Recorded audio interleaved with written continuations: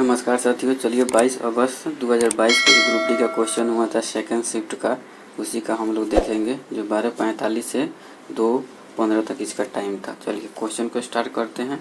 Question number 2 बोल रहा है कि आपका डीसी मोटर के लिए इनमें से कौन सा कथन सत्य है। ठीक, डीसी मोटर जो होता है आपका डीसी मोटर, देखिए डीसी मोटर का कॉन्सेप्ट क्या है। डीसी मोटर जो होता है आपका ये डायरेक्ट करंट पर काम करता है। डायरेक्ट करंट पर आपका ये काम करता है, करंट पे के परिपथ पर चलने पर काम करता है। डीसी मोटर कुछ आपका जैसे स्ट्रक्चर इसका कुछ ऐसा होता है। ठीक, एक अंदर होता है और एक होता है, ये जो होता है आपका आर्मेचर होता है, जो बीच में से आपका लास्ट से मतलब ये वाला जो होता है लास्ट से दूसरा नंबर जो होता है इसको आर्मेचर बोलते हैं। ये जो होता है आपका आर्मेचर होता है। तो डीसी मोटर देखिए आपका एक बोलर के रूप में काम कर रहा है। ठीक, एक स्प्लिट बोलर के रूप में आप ये काम कर रहा है। ठीक, अब देखिए ऑप्शन में देखिए क्या बोल रहा है। ऑप्शन में बोल रहा है कि फर्स्ट में विभक्त बोलय यानी कि स्प्लिट रिंग्स पर कार्य धारा के प्रवाह को उलट देता है। देखिए ये बोलय के रूप में कार्य कर ही रहा है, तो पहला आपका सही हो जाएगा। दूसरा बोल रहा है कि चुंबकीय क्षेत्र के समांतर, समांतर कहाँ कम कर देते, आपका सर्कुलर पाथ पर चल रहा है, तो दूसरा आपका गलत हो गया। तीसरा बोल रहा है कि प्रत्येक आधे घूर्णन के बाद धारा दिशा मान के उलटने की वजह से कुंडली निरंतर घूम, देखिए आधा आया, आधा के बाद इसका डायरेक्शन चेंज हो गया, तो तीसरा सही है। तो ऑप्शन नंबर 4 में जो दिया हुआ है आपका 1 और 3 दोनों सही है, तो ऑप्शन नंबर 4 इसका सही आंसर होगा।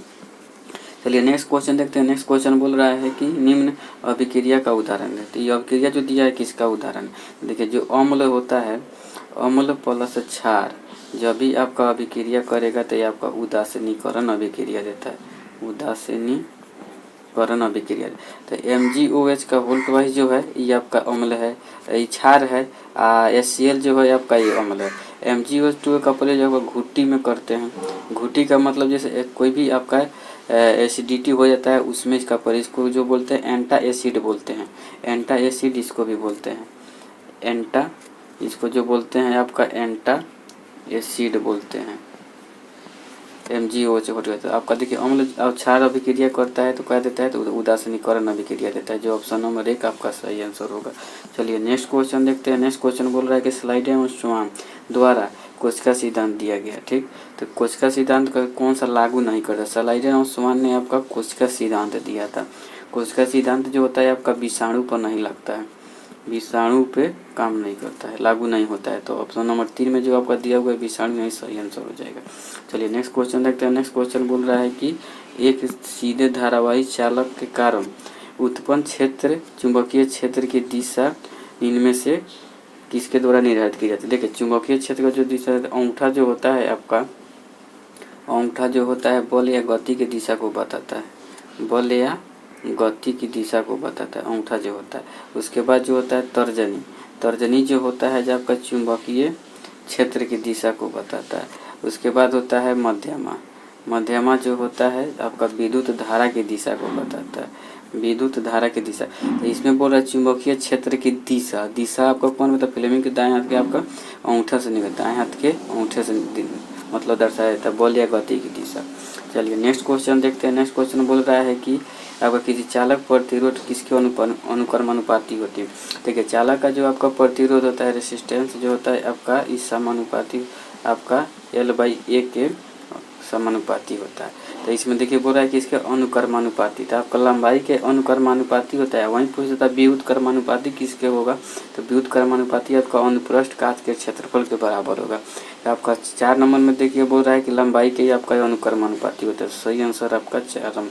3 नंबर अनुप्रस्थ काट का क्षेत्रफल व्युत्क्रमानुपाती बोलता है, तो आपका 3 नंबर हो जाता है। नेक्स्ट क्वेश्चन देखते हैं। नेक्स्ट क्वेश्चन बोल रहा है कि आपका एक चित्र दिया गया है। ठीक, चित्र के अनुसार एक यानी कि प्रकाश किरण AB आ रहा है। देखिए AB आ रहा है आपका उत्तल लेंस है, उत्तल दर्पण है, उत्तल दर्पण पर आपतित हो रहा है। ठीक, उसका परावर्तन के बाद उत्तल आएगा तो इसी के माध्यम में रिटर्न हो जाएगा, इसका प्रतिबिंब आपका इस साइड बन जाएगा। ठीक, इसका प्रतिबिंब इस साइड बनेगा। तो आया उसी रात में चले गया तो आपका एंगल कितना हो गया, 0 डिग्री हो गया। आपतन कोण आया चला गया तो 0 डिग्री कोण बना दिया, तो आपका 0 डिग्री हो गया। ठीक, 4 नंबर जो ऑप्शन में दिया हुआ है। चलिए नेक्स्ट क्वेश्चन देखते हैं। नेक्स्ट क्वेश्चन बोल रहा है कि आपके मेंडल से पहले कई वैज्ञानिक ने मोटर और अन्य जीवों के लक्षणों को वंशागति के अध्ययन शुरू किया। किया था, लेकिन मेंडल वंशागति के नियम में सफल रहे। मेंडल की सफलता के संबंधी कुछ तर्क नीचे दिए गए, उनमें से एक के अलावा अन्य सभी सही है, माने गलत है और सब यानी कि सही है। तो गलत कथन का चयन करना। देखिए, उन्होंने प्रत्येक पीढ़ी के किसी एक विशेष लक्षण वाले जीव को गिनती में रखा, ये आपका सही है। उन्होंने एक समय एक लक्षण की वंशागति का अध्ययन किया, ये भी आपका सही है। एक ही समय में एक ही वैज्ञानिकों के संपूर्ण रूप से लेकर अध्ययन किया, ठीक। जो पहले किए थे उनमें क्या त्रुटि रह गई थी उनको भी ध्यान में रखते हुए किया था, तो ये भी आपका सही है। उन्होंने विज्ञान और गणित के ज्ञान को मिश्रित किया, विज्ञान और गणित, विज्ञान को तो किया बट गणित को नहीं किया, तो यही आपका ऑप्शन गलत हो जाएगा। अब 4 नंबर में बोल रहा है कि उन्होंने, देखिए, विज्ञान और जैसे 2:1:3:1 इस के रेशियो में उन्होंने सजाया था, तो ये आपका विज्ञान को भी उन्होंने दर्शाया था, ठीक। तो ये आपका 3 नंबर भी सही है। उन्होंने छोटे आकार के नमूनों के आधार पर काम किया, छोटे अनुपात में कुछ बड़े भी पौधा लिए थे, कुछ छोटे भी लिए थे, तो गलत कथन का चयन करना है, तो 4 नंबर सही हो जाएगा। 26 नंबर रिपीटेड क्वेश्चन आ गया है, तो चलिए 27 नंबर देखते हैं। 27 नंबर बोल रहा है कि आपका प्रोटीन जो होगी कि सजातीय श्रेणी के चौथा सदस्य को बता। देखिए, प्रोटीन जो होता है, प्रोटीन का सबसे पहले फॉर्मूला जानिए, CnH2n होता है, तो आपका प्रोटीन ये होता है, प्रोटीन। तो प्रोटीन होता है कार्बन तीसरा, तो 3 हो गया, हाइड्रोजन कितना हो जाएगा 6, 2n। तो बोल रहा है चौथा, तो 4 3 7, कार्बन 7 हो जाएगा, हाइड्रोजन कितना हो जाएगा 14 हो जाएगा। तो जो ऑप्शन नंबर आपका 3 में दिया हुआ है ये सही आंसर हो जाएगा। चलिए नेक्स्ट क्वेश्चन देखते हैं। नेक्स्ट क्वेश्चन बोल रहा है कि कार्बन यानी कि कार्बन 4 आयन दिया है, 4 आयन के बनाने में असमर्थ क्यों होते हैं। तो इसको देखते हैं। कार्बन जो होता है आपका कैटायन का गुण भी रखता है, यानी कि श्रृंखलन गुण इसमें पाया जाता है, श्रृंखलन गुण आपका पाया जाता है। ये आपका मजबूत बंधन भी बनाता है, ठीक, मजबूत बंधन बनाता है, और आपका छोटा भी आकार बनाता है, तो छोटा बंधन जिसके कारण ये मजबूत होता है। तो ऑप्शन नंबर 1 में बोल रहा है क्योंकि श्रृंखलन गुण दर्शाते हैं, क्योंकि आसानी से इलेक्ट्रॉन ग्रहण कर भी सकते हैं, क्योंकि ये इसके निर्माण के लिए अधिक मात्रा की ऊर्जा की आवश्यकता होती है, क्योंकि ये चतुष्परमाणु कार्बन होते हैं, इसके निर्माण के लिए अधिक ऊर्जा की आवश्यकता नहीं होती है। यहाँ क्वेश्चन आपका गलत है, असमर्थ क्वेश्चन को चूज करना है, तो जो आपका 3 नंबर सही हो जाएगा। चलिए नेक्स्ट क्वेश्चन देखते हैं। नेक्स्ट क्वेश्चन बोल रहा है कि आपका किसी दिए गए गोलीय दर्पण की वक्रता त्रिज्या माइनस, यानी कि रेडियस दिया हुआ है -20 सेंटीमीटर, ठीक। तो फोकस दूरी निकालना है, तो F बराबर जो होता है R/2 होता है, जो आपका 20 माइनस हो जाएगा, 2 तो कटाइएगा तो आपका -10 सेंटीमीटर आ जाएगा। जो ऑप्शन नंबर 4 में दिया हुआ है यहीं से सही हो जाएगा। चलिए नेक्स्ट क्वेश्चन देखते हैं। नेक्स्ट क्वेश्चन बोल रहा है कि नीचे दिए गए कथन में विचार कीजिए, ठीक, मतलब सही उत्तर का चयन कीजिए। गर्म करने पर कॉपर पाउडर के सतह पर कॉपर ऑक्साइड काले रंग की परत चढ़ती है, जो आपका सही है। जो कॉपर को गर्म करते हैं तो कॉपर ऑक्सीजन सब क्रिया कर उसमें काले रंग की परत बना रहता है। यदि इस गर्म किए गए पदार्थ यानी कॉपर ऑक्साइड के ऊपर हाइड्रोजन गैस प्रवाहित की जाती है, तो यानी कि सतह पर मौजूद काली और भूरी परत बन जाती है, काली परत पर भूरी परत, दोनों कथन आपका सही आंसर है, ठीक। चलिए नेक्स्ट क्वेश्चन देखते हैं। नेक्स्ट क्वेश्चन कौन सी बोल रहा है, नेक्स्ट 46 में बोल रहा है कि आपका तत्वों के संयोजी कोष इलेक्ट्रॉन, यानी कि संयोजी कोष इलेक्ट्रॉन के अनुसार इनका क्रम सही बताना। देखिए, संयोजी इलेक्ट्रॉन प्रथम कक्षा में जो इलेक्ट्रॉन होता है उसी को संयोजी इलेक्ट्रॉन।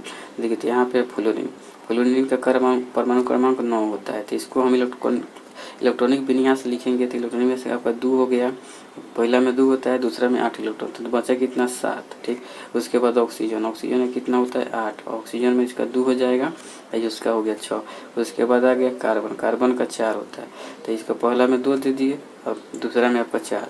उसके बाद लिथियम का कितना होता है 3 होता है, तो इसका पहला में आपका 2 आ गया, यहाँ पे 1। तो सबसे ज़्यादा 12वीं कक्षा में यहीं आपका इलेक्ट्रॉन हुआ, और जो बच गया 12वीं कक्षा का छोड़ के जो बच जाता है उसको कोर इलेक्ट्रॉन बोलते हैं। तो पहला में देखिए फ्लोरीन में आपका 12 सबसे ज़्यादा, तो यहीं पे 7 में, तो देखिए फ्लोरीन सबसे ज़्यादा है जो पहला को दर्शा रहा है। उसके बाद सबसे कम लिथियम है, तो ऑप्शन नंबर देखिए 4, फ्लोरीन का सबसे ज़्यादा है, उसके बाद 6 आपका ऑक्सीजन का, उसके बाद कार्बन का, उसके बाद लिथियम का, तो ऑप्शन नंबर 1 सही आंसर हो जाएगा। चलिए नेक्स्ट क्वेश्चन देखते हैं। नेक्स्ट क्वेश्चन बोला निम्नलिखित में से कौन से उपकरण विद्युत धारा के तापीय प्रभाव पर आधारित। देखिए, विद्युत धारा के तापीय प्रभाव पर जो होता है, यहाँ पे दिया ताप, तो दीप्त लैंप आधारित है। इलेक्ट्रॉनिक गीजर, ये भी इलेक्ट्रॉन मतलब विद्युत धारा देते हैं तो हीटिंग होता है। जो होता है विद्युत जनरेटर जो होता है आपका चुंबकीय प्रेरण पर काम करता है। चुंबकीय प्रेरण पर काम करता है। ठीक, तो ऑप्शन 1 और 2 आपका सही आंसर जो 2 में दिया हुआ है। चलिए नेक्स्ट क्वेश्चन देखते हैं।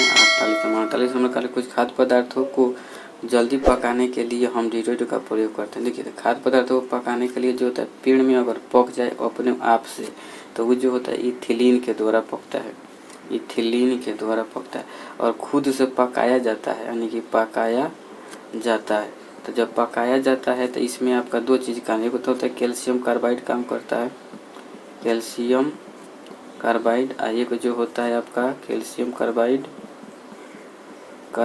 एक जो होता है आपका एसिटिलीन होता है, एसिटिलीन।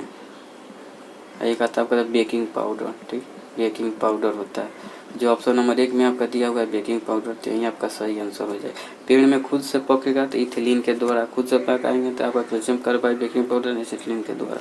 चलिए नेक्स्ट क्वेश्चन देखते हैं। नेक्स्ट क्वेश्चन बोल रहा है कि निम्नलिखित में से किस पदार्थ के आयरन के प्रचुर मात्रा। देखिए चावल में जो होता है आपका कार्बोहाइड्रेट पाया जाता है, चावल में जो होता है कार्बोहाइड्रेट पाया जाता है, हाइड्रेट पाया जाता है। मक्खन में आपका फैट पाया जाता है यानी कि वसा। दूध में जो होता है आपका कैल्शियम की मात्रा ज़्यादा होती है, आयरन की मात्रा कम होती है। तो गुड़ में जो होता है भरपूर मात्रा में आयरन की मात्रा पाई जाती है। नेक्स्ट क्वेश्चन देखते हैं। नेक्स्ट क्वेश्चन बोल रहा है कि डिटो में दोहरे परिसंचरण तंत्र नहीं होते हैं। तो सांप जो होता है, सांप में जो आपका परिसंचरण तंत्र, देखिए परिसंचरण तंत्र के पहले क्या होता है, परिसंचरण तंत्र जो होता है जो ऑक्सीजन हुआ, कार्बन डाइऑक्साइड हुआ, पोषक पदार्थों को परिवहन के लिए जिस तंत्र की आवश्यकता होती है उसी को परिसंचरण तंत्र बोलते हैं। जैसे सांप हुआ तो सांप में परिसंचरण तंत्र की संख्या आपका कितना होती है, सांप जो होता है उभयचर होता है, जो होता है सांप जो होता है उभयचर में आपका 3 गो होता है। मछली में कितना होता है, तो मछली में आपका भी 3 होता है। उसके बाद जो होता है पक्षी होता है गरुड़, पक्षी में आपका कितना पाया जाता है, तो पक्षी आपका जो होता है पक्षी में जो होता है स्तनधारी पक्षी में भी आपका 4 पाया जाता है। स्तनधारी हुआ पैसे मगरमच्छ आपके 4 पाया जाता है। मेढक में नहीं पाया जाता दोहरा परिसंचरण तंत्र। ठीक, जैसे मनुष्य बोल दे तो मनुष्य में भी आपका 4 गो पाया जाता है, मनुष्य में भी 4 गो पाया जाता है। घड़ियाल भी बोल दे तो 4 ही पाया जाता है और स्तनधारी बोल दे तो 4 पाया जाता है। चलिए नेक्स्ट क्वेश्चन देखते हैं। नेक्स्ट क्वेश्चन बोल रहा है कि निम्न में से कौन सा तत्व अधिकतम संयोजी इलेक्ट्रॉन को दर्शाता है। जिसका संयोजी इलेक्ट्रॉन 72 कक्षा में जिसका ज़्यादा इलेक्ट्रॉन होगा उसी का जो होता है आपका 14 होता है, 7 होता है। नाइट्रोजन का 7 होता है, तो पहला में 2 दे दिए, उसके बाद 5 में से 5 दूसरा में दे दिए। एल्युमिनियम का 13 होता है, तो 2 आ गया, यहाँ पे 8 आ गया, 8 2 10 हो गया, 8 आ गया और 3 हो गया। ठीक, ये होता है फ्लोरीन आपका जो होता है 9 होता है, तो 2 हो गया और 7 हो गया।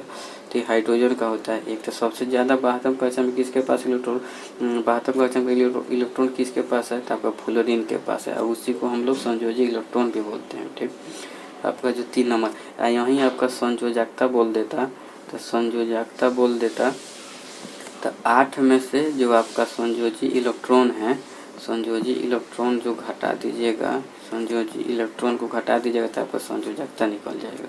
चलिए नेक्स्ट क्वेश्चन देखते हैं। नेक्स्ट क्वेश्चन बोल रहा है कि रमेश के एक बल्ब का फिलामेंट बनाने के पदार्थ का चयन करता है। ठीक, चयनित पदार्थ में कौन सा गुण होना चाहिए, तो सबसे पहले फिलामेंट का बारे में।